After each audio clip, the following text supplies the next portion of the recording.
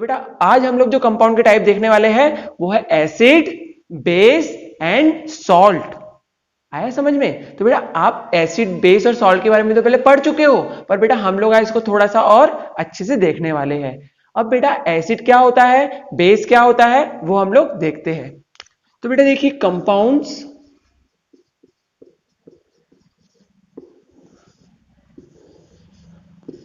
Acid, base और salt होते हैं। पर बेटा आज हम लोग जो पढ़ने वाले हैं वो है सिर्फ एसिड और बेस। तो बेटा एसिड क्या होता है? तो बेटा आप घर में कुछ चीजें खाते हो, जैसे आप नींबू खाते हो तो आपको खट्टा लगता है, आप ऑरेंज खाते हो तो बढ़िया खट्टेदार और साथ साथ स्वीट भी लगता है, फिर आप जब इमली खाते हो तो खट्टी लगती है। तो बेटा जितनी भी खट्टी चीजें होती है, जितनी भी खट्टी चीजें होती है बेटा उनके अंदर एक सब्सटेंस पाया जाता है, एक केमिकल पाया जाता है, जिसको हम लोग क्या कहते हैं बेटा? एसिड कहते हैं। क्या कहते हैं बेटा? एसिड्स। तो एसिड्स कैसे रहते हैं बेटा? सोर इन टेस्ट। कैसे रहते हैं? सोर इन टेस्ट, यानी कि जब हम उसको टेस्ट करते हैं तो वो कैसे लगते हैं बेटा? खट्टे लगते हैं। कैसे लगते हैं? खट्टे लगते हैं। उनको हम लोग क्या कहते हैं? एसिड्स कहते हैं। आया समझ में? अब फिर बात करते हैं बेटा बेस की। तो बेस क्या होता है? तो बेटा देखिए आप जब साबुन से नहाते हो तो साबुन कैसा बेटा? स्लिपरी स्लिपरी रखता है, और जब मान लीजिए गलती से साबुन हमारे मुंह में चले गया तो कैसा कड़वा कड़वा लगता है। आया समझ में? तो बेटा जितने भी सब्सटेंसेस जो कड़वे होते हैं और साथ साथ स्लिपरी होते हैं वो किस में आते हैं बेटा? बेस में आते हैं। तो bases are bitter and slippery तो उनको हम लोग क्या कहते हैं बेटा? बेसिस कहते हैं। अब बेटा इनके एग्जांपल देखते हैं। तो पहले एसिड की बात करते हैं। तो बेटा एसिड तो एग्जांपल आप बहुत सारे देखते हो, जैसे कि नींबू में जो एसिड पाया जाता है उसको हम लोग कहते हैं साइट्रिक एसिड। क्या कहते हैं बेटा उसको हम लोग? Citric acid in lemon. और साथ साथ बेटा यही वाला एसिड बेटा ऑरेंज में भी पाया जाता है। किसमें पाया जाता है? ऑरेंज, जो आप लोग खाते हो गर्मियों में या फिर ठंडियों में।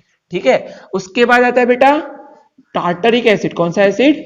टार्टरिक एसिड, जो कि किसमें पाया जाता है बेटा? टैमरिंड में। टैमरिंड यानी कि इमली में पाया जाता है। किसमें पाया जाता है? इमली में। और तीसरा महत्वपूर्ण एसिड जो कि हम लोग गर्मियों में सबसे ज्यादा खाते हैं, क्या? तो बेटा गर्मियों में आप लोग दही खाते हो बहुत ज्यादा, तो दही में जो एसिड पाया जाता है उसका नाम रहता है बेटा लैक्टिक एसिड। कौन सा नाम रहता है उसका? Lactic acid. क्या नाम रहता है बेटा इनका? लैक्टिक एसिड रहता है। और ये सभी के सभी एसिड्स कैसे रहते हैं बेटा? बहुत खट्टे रहते हैं। खट्टे रहते हैं, इसलिए हम इसको एसिड कहते हैं। अब बेसिस के एग्जांपल देख लेते हैं बेटा। तो बेटा आप लोग घर में जब पकोड़े बनाते हो तो उसमें बेटा बेस यूज करते हो, जिसका नाम रहता है बेटा बेकिंग सोडा। Baking soda. तो बेटा ये क्या है? एक बेस है। उसका जब कपड़े धोने में वॉशिंग सोडा का यूज करते हो ना बेटा, तो वॉशिंग सोडा भी क्या है बेटा? बेस है। फिर सोप जो हम नहाने के लिए यूज करते हैं वो भी बेस रहता है। फिर कुछ हमारे लेबोरेटरी में केमिकल्स आते हैं, जैसे कि NaOH यानी कि सोडियम हाइड्रोक्साइड। फिर हमारे पास आता है पोटेशियम हाइड्रोक्साइड। तो ये भी बेटा कुछ बेसिस के एग्जांपल्स है। आया समझ में?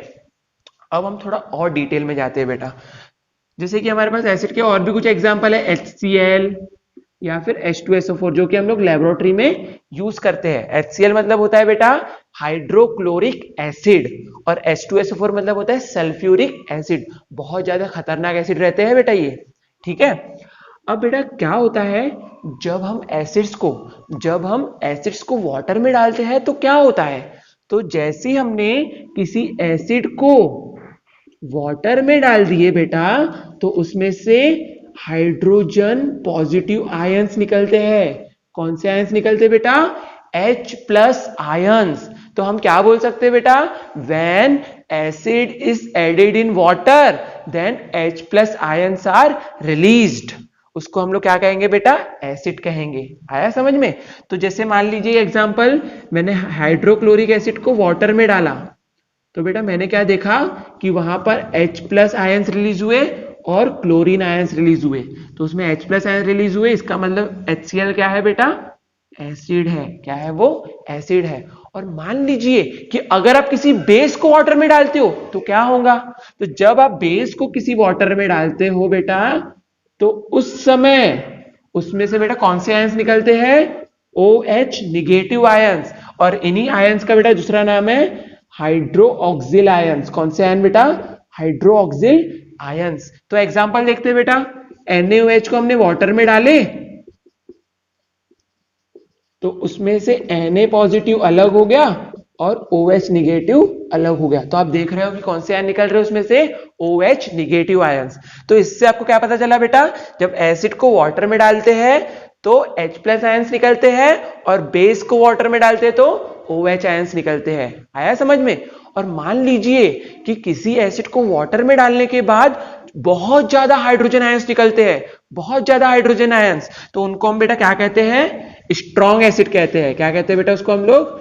स्ट्रॉन्ग एसिड कहते हैं, जिसमें H प्लस आयंस बहुत ज्यादा अमाउंट में रहता है। जैसे एग्जांपल आप देख सकते हो एसिड का HCl और H2SO4, ये बहुत ज्यादा स्ट्रॉन्ग एसिड्स है। इनके अंदर बहुत ज्यादा अमाउंट्स में हाइड्रोजन आयंस पाए जाते हैं और बेटे इतने ज्यादा हाइड्रोजन पाने की वजह से वो स्ट्रॉन्ग कहलाता है। और मान लीजिए कि अगर ये एसिड आपके स्किन पर गिर गया तो बेटा आपकी स्किन पूरी बर्न हो जाएगी, जैसे कि आप फोटो में देख सकते हो। और आपने एसिड अटैक का तो नाम सुने ही होंगे बेटा। तो उस एसिड अटैक में भी जो एसिड यूज किया जाता है वो बेटा HCl रहता है। और बेटा ये नहीं होना चाहिए। और बेटा क्या होता है कि जब आप एसिड का यूज करते हो तो उस समय बहुत खतरा रहता है। और बेटा आज के समाज में बुराइयां इतनी पनप रही है कि जो लोग हैं वो एसिड का इस्तेमाल किसी गर्ल्स के फेस पर फेंकने के लिए यूज कर रहे हैं। तो बेटा कोशिश कीजिए कि ऐसा ना हो, ठीक है? हमारे द्वारा भी ना हो और किसी और के द्वारा भी ना हो, ठीक है बेटा? एसिड अटैक बहुत गंदी बात है। इससे हमको पता चलता है कि हमारे समाज में जो वुमेन्स है वो कितनी सुरक्षित है। और बेटा आपको जैसे कि पता है जो वुमेन्स है उन्हीं से बेटा हम हैं, ठीक है? आप जो इस दुनिया में आए हो वो एक माँ की वजह से आए हो, और माँ क्या है बेटा? वुमेन है। तो कोशिश कीजिए कि हम लोग नारियों के ऊपर होने वाले अत्याचार को रोक सके। अपने ही तरीके से हम उसको कोशिश करेंगे रोकने की, ठीक है बेटा? तो ये था बेटा एसिड के बारे में, ठीक है? और कुछ रहते बेटा वीक एसिड्स, कुछ रहते बेटा वीक एसिड्स रहते हैं। और वीक एसिड्स में बेटा जो हाइड्रोजन आयंस का कंसंट्रेशन रहता है बेटा वो कम रहता है। जैसे कि आप बेटा रोज नींबू खाते हो, है ना? तो बेटा आपको प्रॉब्लम होती है क्या? नहीं होती है। आपकी स्किन जलती है क्या? नहीं जलती है। क्यों? क्योंकि बेटा बहुत वीक एसिड्स रहते हैं। कैसे रहते हैं? वीक एसिड्स रहते हैं और वो हमारे लिए हार्मफुल नहीं रहते हैं। आया समझ में? फिर बेटा हम लोग बात करते हैं बेस की। तो बेटा बेस में भी कुछ स्ट्रॉन्ग बेसिस रहते हैं और कुछ वीक बेसिस रहते हैं। तो जिनमें हाइड्रोक्सिल आयंस ज्यादा रहेंगे वो स्ट्रॉन्ग बेसिस रहेंगे। एग्जांपल आप देख सकते हो बेटा NaOH और KOH, ये बहुत ज्यादा स्ट्रॉन्ग बेस है बेटा। अगर मान लीजिए ये अगर कॉन्सेंट्रेटेड फॉर्म में आपके स्किन पर गिर जाते हैं तो उस समय आपकी स्किन क्या हो जाएंगी बेटा? बर्न हो जाएंगी, आपको रेड रेड रैशेस आ जाएंगे। तो बेटा जब भी आप किसी स्ट्रॉन्ग बेस के साथ काम कर रहे हो तो सावधानी से बेटा काम करना पड़ता है। आया समझ में? फिर उसके बाद आता है बेटा वीक बेसिस। जैसे कि आप देख सकते हो baking soda, washing soda, soap, जो कि हम लोग डेली लाइफ में यूज करते हैं। तो बेटा इससे हमको कोई हार्म नहीं होता है क्योंकि इसके अंदर हाइड्रोक्सिल आयंस बहुत कम पाए जाते हैं, ठीक है? तो याद रखना स्ट्रॉन्ग एसिड से और स्ट्रॉन्ग बेसिस से बचकर, क्योंकि बहुत ज्यादा इंफ्लामेटरी रहते हैं और बहुत ज्यादा कोरोसिव एजेंट्स रहते हैं जिनकी वजह से हमारी स्किन और कपड़े जल सकते हैं। आया समझ में? अब बात करते हैं बेटा कि अगर एसिड्स और बेसिस इतने ज्यादा खतरनाक होते हैं तो इनको हम पहचाने कैसे? इनको हम पहचाने कैसे? मान लीजिए मैं आपके हाथ में कुछ एक सॉल्यूशन दे देता हूं और दूसरे हाथ में एक और सॉल्यूशन दे देता हूं। अब पूछूंगा कि कौन सा एसिड है कौन सा बेस है, कैसे बताओगे? टेस्ट करके? नहीं बेटा, इसको हम टेस्ट नहीं कर सकते हैं। अगर आप इसको टेस्ट करोगे तो हो सकता है कि स्ट्रॉन्ग एसिड हो और आपकी जीभ को जला के रख दे। तो बेटा उस समय हम लोग जो सब्सटेंसेस का यूज करते हैं एसिड और बेस को पहचानने के लिए, उन सब्सटेंसेस को हम लोग क्या कहते हैं बेटा? इंडिकेटर्स कहते हैं। क्या कहते हैं? इंडिकेटर्स। इंडिकेटर्स आर दो substances which are neither acidic or nor basic and they help in identifying the acid and basic nature of solution। आया समझ में? और जो बेटा इंडिकेटर्स रहते हैं वो एसिड सब्सटेंस में अलग कलर शो करते हैं, बेसिक सब्सटेंस में अलग कलर शो करते हैं।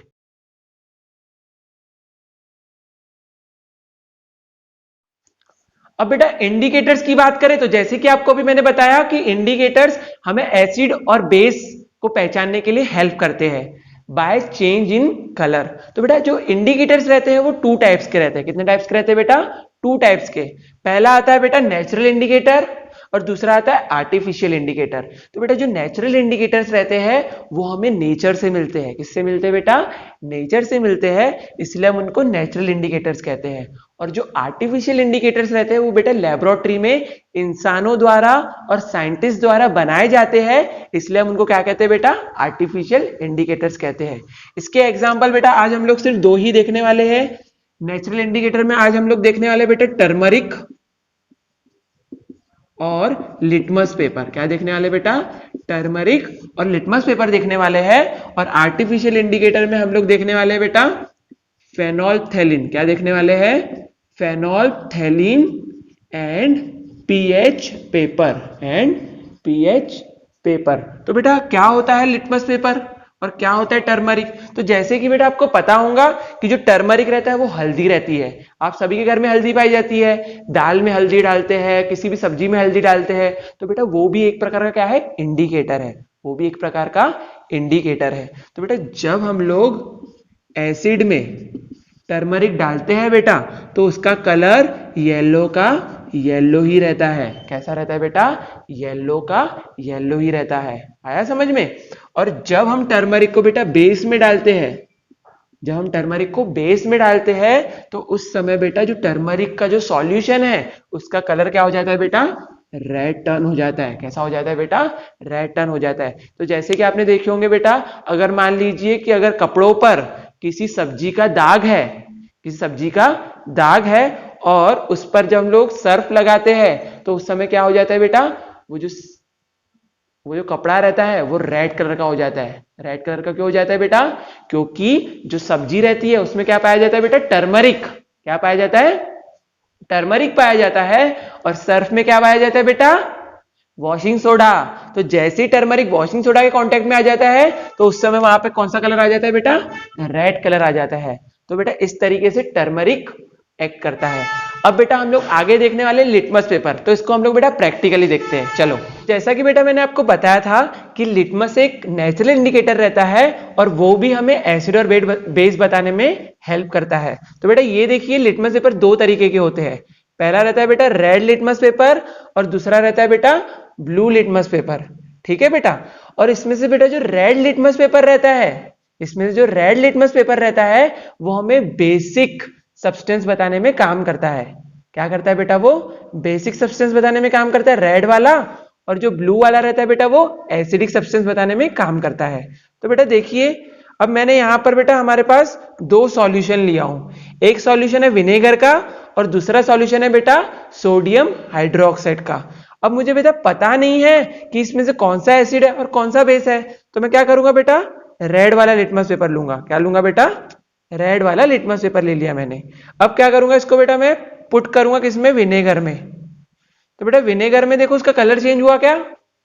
नहीं, लिटमस पेपर का कलर चेंज नहीं हुआ। किसमें? विनेगर में।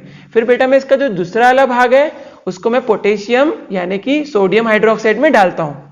तो इसमें देखो बेटा क्या हो गया? इसमें इसका कलर क्या हो गया? चेंज हो गया। किसमें? सोडियम हाइड्रोक्साइड में रेड लिटमस का कलर किसमें चेंज हो गया बेटा? ब्लू कलर में हो गया। तो याद रखना बेटा, जब भी कोई बेसिक सब्सटेंस रहेगा तो उसमें रेड कलर का लिटमस पेपर ब्लू में कन्वर्ट हो जाएगा। किसमें कन्वर्ट हो जाएगा बेटा? ब्लू में। तो इससे बेटा याद करने का तरीका है बीबी,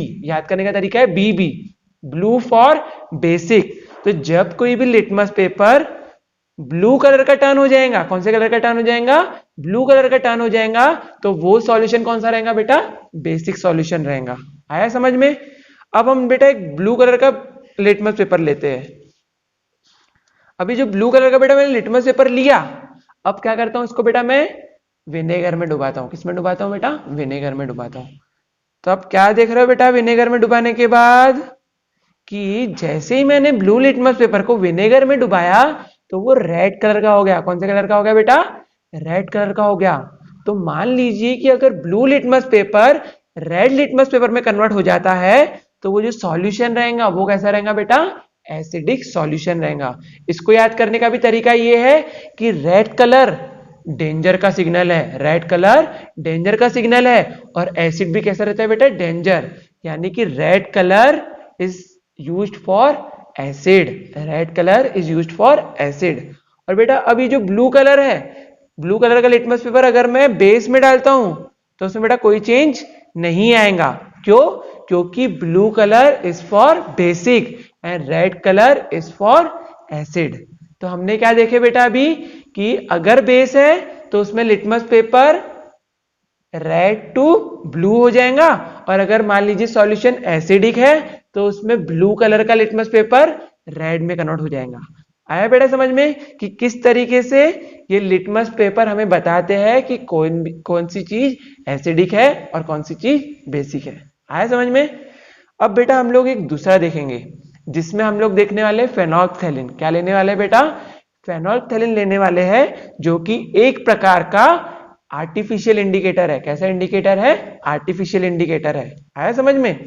तो अब हम लोग क्या करेंगे बेटा, एक टेस्ट ट्यूब लिया हूं बेटा मैंने, इसमें मैंने फेनोल्फथैलीन लिया हूं। क्या लिया हूं बेटा? फेनोल्फथैलीन लिया हूं, जो कि एक इंडिकेटर है। दूसरा बेटा मैंने टेस्ट ट्यूब जो लिया हूं उसमें बेटा लिया हूं विनेगर। क्या लिया हूं बेटा? मैंने विनेगर लिया हूं। और तीसरे वाले टेस्ट ट्यूब में बेटा मैंने सोडियम हाइड्रोक्साइड लिया हूं। ठीक है, अब मुझे पता नहीं है कि इन दोनों में से बेसिक कौन सा है और एसिडिक कौन सा है। ठीक है, तो बेटा इससे हमको एक चीज पता चल जाएंगी कि मान लीजिए कि अगर कोई भी सॉल्यूशन एसिडिक है तो उसमें बेटा फेनोल्फथैलीन का कलर चेंज नहीं होता है। अगर कोई भी चीज एसिडिक है तो उसमें फेनोल्फथैलीन का कलर चेंज नहीं होता है, यानी कि वो कलरलेस रहता है। आया समझ में? पर अगर मान लीजिए कोई चीज बेसिक है तो उसमें फेनोल्फथैलीन का कलर पर्पल कलर का हो जाता है, यानी कि पर्पल पिंकिश कलर का हो जाता है। आया समझ में? तो अभी हम क्या करेंगे बेटा, विनेगर में डालेंगे। सबसे पहले फेनोल्फथैलीन को हम लोग ड्रॉप बाय ड्रॉप विनेगर में डालेंगे, और देखिए क्या कलर चेंज होता है बेटा। क्या देखे बेटा आपने कि इसमें कोई भी कलर चेंज नहीं हुआ। क्यों नहीं हुआ बेटा? क्योंकि विनेगर क्या है? एसिडिक है। विनेगर क्या है? एसिडिक है, इसीलिए इसका कलर चेंज नहीं हुआ। तो फेनोल्फथैलीन का कलर चेंज नहीं होगा जब कोई भी सॉल्यूशन एसिडिक रहेगा। अब बेटा मैं इसको क्या करता हूं, फेनोल्फथैलीन को बेस में डालता हूं बेटा, यानी कि मैं अपना NaOH में डालता हूं। तो देखिए बेटा इसका कलर में चेंज आता है क्या? वेरी गुड, इसमें बेटा कलर चेंज हो गया, देख सकते हो आप, पिंकिश मैरून कलर आ गया बेटा इसमें, है ना। इसको हम लोग मैजेंटा कलर भी बोलते हैं। ठीक है, तो जब भी हम फेनोल्फथैलीन को बेस में डालते हैं तो उसका कलर क्या हो जाता है बेटा? पिंकिश मैजेंटा कलर का हो जाता है। ठीक है, तो बेटा इस तरीके से फेनोल्फथैलीन हमको बताता है कि कोई भी सब्सटेंस एसिडिक है कि बेसिक है। ठीक है बेटा, आया समझ में? अब हम लोग देखने वाले हैं पीएच पेपर के बारे में। किसके बारे में? PH paper. तो बेटा जो पीएच पेपर रहता है वो एक येलो कलर का बेटा थिन स्ट्रिप रहती है, और ये हमें एसिड के साथ साथ बेस पहचानने में भी बेटा यूजफुल रहती है। तो बेटा जैसे कि आप स्क्रीन पे देख पा रहे हो कि एक पीएच पेपर की स्ट्रिप रखी हुई है। ठीक है बेटा, उस पर आपको अलग अलग कलर्स दिखाई दे रहे हैं, दिखाई दे रहे बेटा अलग अलग कलर्स। तो बेटा इसमें आप देख रहे हो कि वैल्यूज भी दिखाई दे रही है आपको नीचे, 1 2 3 4 5 6 7 8 9 10 11 12 13 14। तो इसमें बेटा 0 से लेकर, कहां से लेकर बेटा? 0 यानी कि 1 से लेकर 14 तक के आपको वैल्यूज दिखाई दे रही है। तो बेटा 1 से लेकर 7 तक, 1 से लेकर 7 तक जो आपको कलर्स दिखाई दे रहे हैं बेटा, वो एसिड को इंडिकेट करते हैं। किसको इंडिकेट करते हैं बेटा? एसिड को इंडिकेट करते हैं। और फिर जो आपको 7 नंबर पे कलर दिखाई दे रहा है जो कि अलगल ग्रीन कलर है, वो बेटा न्यूट्रल सब्सटेंसेस को डिनोट करता है। कौन से सब्सटेंसेस को बेटा? Neutral substances. न्यूट्रल सब्सटेंसेस मतलब वो सब्सटेंस होते हैं जो ना ही एसिडिक रहते हैं ना ही बेसिक रहते हैं। जैसे एग्जांपल बेटा वाटर, वाटर ना आपको कड़वा लगता है ना आपको खट्टा लगता है, तो वो कैसा आता है बेटा? न्यूट्रल में आता है। फिर उसके बाद आप देख रहे हो बेटा 8 से लेकर 14 तक, तो बेटा जो आपको 8 से लेकर 14 तक कलर दिखाई दे रहे हैं वो बेस को रिप्रेजेंट करते हैं। किसको रिप्रेजेंट करते हैं बेटा? बेस को रिप्रेजेंट करते हैं। ठीक है, पर बेटा इसमें एक फर्क आता है। कि पीएच पेपर का जो काम रहता है वो हमें ये बताता है कि कोई भी सब्सटेंस कितना ज्यादा एसिडिक है और कितना ज्यादा बेसिक है। मान लीजिए अगर किसी का कलर रेड शो करता है तो मान लेना वो बहुत ज्यादा एसिडिक है। वो कैसा है? बहुत ज्यादा एसिडिक है और उसके अंदर बहुत ज्यादा अमाउंट्स में क्या पाया जाता है बेटा? हाइड्रोजन पाया जाता है। और मान लीजिए अगर उसका कलर येलो के करीब है, कौन से कलर के करीब है? येलो के करीब है, तो वो बेटा वीक एसिड रहता है। क्या रहता है बेटा? वीक एसिड रहता है और उसकी वैल्यू 5 और 6 के करीब रहती है। और मान लीजिए कि अगर वो बहुत ज्यादा बेसिक है तो बेटा उसका जो वैल्यू आएंगी वो 14 और 13 के करीब आएंगी और वो बहुत ज्यादा वॉयलेट कलर का आपको दिखाई देगा। और मान लीजिए कि अगर कोई सब्सटेंस लेस बेसिक है, बहुत कम बेसिक है, तो उसका कलर बेटा आपको 7, 8 और 9 के बीच में दिखाई देगा। किसके बीच में दिखाई देगा? 7, 8 और 9 के बीच में दिखाई देगा।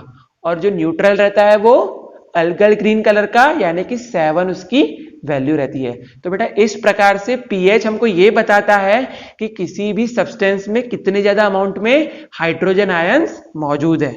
आया समझ में? अब हम लोग देखेंगे बेटा कि जो एसिड्स है और बेसिस है वो हमारे डेली लाइफ में कहाँ काम आते हैं। तो सबसे पहले बेटा हम एसिड्स के बारे में देखेंगे। तो बेटा एसिड्स में सबसे पहला एसिड लेते हैं बेटा HCl। पहला क्या लेते हैं बेटा? Hydrogen chloride. तो बेटा ये जो रहता है वो आपको क्लीनिंग में हेल्प करता है। किसमें हेल्प करता है बेटा? Cleaning bathrooms. आप देखते होंगे बेटा कि घर में हम लोग बाथरूम यूज करने के लिए जो एसिड यूज करते हैं वो कौन सा रहता है बेटा? HCl रहता है। फिर दूसरा बेटा आपको इसका यूज पता होगा कि ये जो हाइड्रोक्लोरिक एसिड वही एसिड है जो हमारे स्टमक में पाया जाता है। किसमें पाया जाता है बेटा? स्टमक में पाया जाता है और वो हमें डाइजेशन में हेल्प करता है। किसमें हेल्प करता है बेटा? डाइजेशन में हेल्प करता है। ठीक है। उसके बाद बेटा HCl एक ऐसा प्लास्टिक बनाने में काम आता है बेटा जो प्लास्टिक हमारे वायर्स की कोटिंग में रहता है और उस प्लास्टिक को हम लोग बोलते हैं बेटा PVC प्लास्टिक। तो HCl क्लीनिंग बाथरूम में काम आता है, डाइजेशन में हेल्प करता है और साथ साथ PVC प्लास्टिक बनाने में भी बहुत ज्यादा काम आता है। फिर दूसरा एसिड ले लेते बेटा हम लोग H2SO4 यानी कि सल्फ्यूरिक एसिड। ये बेटा एक स्ट्रॉन्ग एसिड है। तो इसका यूज देखते हैं बेटा। तो ये बैटरीज में इसका यूज किया जाता है। तो जैसे कि आपके घर में बेटा इन्वर्टर होगा तो आप इन्वर्टर में जो बैटरी आप देख रहे हो उस बैटरी के अंदर जो लिक्विड पाया जाता है बेटा वो रहता है सल्फ्यूरिक एसिड। कौन सा एसिड रहता है बेटा? सल्फ्यूरिक एसिड रहता है। उसके बाद जो कार में भी बैटरीज पाई जाती है तो कार की बैटरीज में बेटा सल्फ्यूरिक एसिड ये एसिड पाया जाता है। और इस सल्फ्यूरिक एसिड का काम इसमें आता है बेटा। और ये पेंट्स बनाने में भी इसका काम आता है, जो हम लोग घर पे पेंट्स करते हैं। फिर जो अलग अलग डाइस रहती है उसमें भी इसका बेटा काम आता है। ठीक है। उसके बाद बेटा सल्फ्यूरिक एसिड का एक और जगह काम रहता है क्योंकि ये बहुत ही ज्यादा यूजफुल लेबोरेटरी एजेंट है, इसलिए इसका बेटा हम लोग लेबोरेटरी में यूज करते हैं। किसमें यूज करते हैं? लेबोरेटरी में यूज करते हैं। लेबोरेटरी रिएजेंट बहुत ही यूजफुल एक रिएजेंट है जो कि हमें बहुत सारे केमिकल रिएक्शंस में हेल्प करता है। फिर उसके बाद बेटा एक थर्ड आता है नाइट्रिक एसिड यानी कि HNO3। तो बेटा ये जो नाइट्रिक एसिड है ये सबसे पहले जो हमारे यहाँ पे गोल्ड और जो सिल्वर ज्वेलरी वाले रहते हैं तो बेटा गोल्ड और सिल्वर को प्यूरिफाई करने में, गोल्ड और सिल्वर को प्यूरिफाई करने में ये हेल्प करता है। कौन सा acid? Nitric acid. Gold and silver को प्यूरिफाई करने में या फिर उनको क्लीन करने में कौन सा एसिड काम आता है बेटा? नाइट्रिक एसिड काम आता है। उसके बाद बेटा आपने सुने होंगे फर्टिलाइजर्स के बारे में, है ना? तो फर्टिलाइजर्स क्या होते हैं बेटा? जब खेती अच्छे से नहीं होती है तो हम उसमें बेटा कुछ खाद डालते हैं जिसकी वजह से खेती अच्छे से होने लगती है। तो बेटा उन खाद को हम लोग कहते हैं फर्टिलाइजर्स। तो फर्टिलाइजर्स बनाने में भी बेटा HNO3 का काम आता है। क्यों आता है बेटा काम? क्योंकि HNO3 में नाइट्रोजन है और फर्टिलाइजर्स में मेन क्या रहता है? नाइट्रोजन।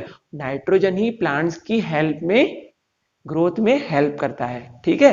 फिर बेटा हमारा चौथा एसिड आता है साइट्रिक एसिड। Citric acid. तो बेटा ये साइट्रिक एसिड तो आप घर में रोज खाते हो नींबू के साथ। तो बेटा जो साइट्रिक एसिड रहता है ये विटामिन सी से भरा हुआ रहता है और विटामिन सी से आपको पता है बेटा आपको गम्स की और दांतों की प्रॉब्लम्स नहीं होती है। तो ये था बेटा साइट्रिक एसिड। उसके बाद आता है बेटा हमारा कौन सा एसिड आता है उसके बाद? उसके बाद आता है बेटा हमारा लैक्टिक एसिड। तो लैक्टिक एसिड जो हमको दही से मिलता है उसमें बेटा सबसे ज्यादा अमाउंट में रहता है विटामिन B12। क्या रहता है बेटा उसमें? विटामिन B12, जो कि हमारे हड्डियों के लिए और हमारे प्रॉपर फंक्शनिंग के लिए बहुत ज्यादा यूजफुल है। तो इस तरीके से बेटा एसिड्स हमारे लाइफ में बहुत ज्यादा यूज आते हैं। अब बेटा हमारे बॉडी के अंदर भी कुछ ऐसे एसिड्स रहते हैं जिसके बिना हमारी बॉडी या फिर मान लीजिए ह्यूमन का सर्वाइवल ही नहीं है, और उस एसिड का नाम है डीऑक्सी राइबोस न्यूक्लिक एसिड, यानी कि डीएनए। तो बेटा डीएनए भी एक प्रकार का एसिड है, और मान लीजिए अगर डीएनए नहीं रहा तो बेटा कोई भी प्रजाति नहीं रहने वाली है। क्यों? क्योंकि डीएनए वो एसिड है जो कि एक जनरेशन से दूसरे जनरेशन में जेनेटिक इंफॉर्मेशन को ट्रांसफर करता है। फिर उसके बाद बेटा हम लोग जो प्रोटीन्स लेते हैं, प्रोटीन, तो प्रोटीन के अंदर क्या पाया जाता है? Amino acid. तो वो भी बेटा एक प्रकार का एसिड है। फिर आप फैट खाते हो, ऑयल खाते हो, तो उसके अंदर भी एसिड पाया जाता है जिसका नाम है फैटी एसिड्स।